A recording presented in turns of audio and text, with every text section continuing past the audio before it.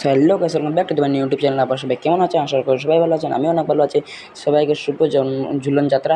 আজকে আমরা পটাপট চলে গেলাম মদনমোহন আখড়াতে। মদনমোহন আখড়াতে এখানে দেখতে পাচ্ছেন কাল রাখির জন্য অন্য দাদাভাইয়েরা এখানে রাখি নিয়ে বসে আছে মদনমোহন গেটের বাহিরে। আর এখানে আমরা মদনমোহনে প্রবেশ করতে চলেছি, মদনমোহনে প্রবেশ করে নিয়েছি। এখানে দেখতে পাচ্ছেন শ্রীকৃষ্ণের সব লীলা। আপনারা দেখতে পাচ্ছেন শ্রীকৃষ্ণের জীবনে কী কী ঘটেছিল না ঘটেছিল এখানে সব আপনারা দেখতে পাচ্ছেন। তারপরে এখানে আপনারা দেখতে পাবেন আমাদের মদনমোহন আখড়ার ঠাকুরকেই দেখতে পাচ্ছেন। এখানে শ্রীকৃষ্ণের সব কিছু আপনারা এখানে গেলে দেখতে পারবেন। শ্রীকৃষ্ণের সব কিছু জিনিস বোঝা যায় এখানে গেলে আপনারা প্রচুর আনন্দ পাবেন এই জায়গাতে।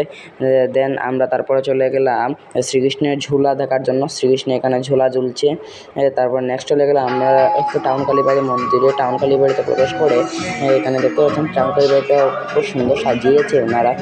তারপরে আমরা কালী ঠাকুর দেখছি। তারপর এখানে দেখতে পাচ্ছেন পুরোহিতরা সবাই এখানে বসে আছে।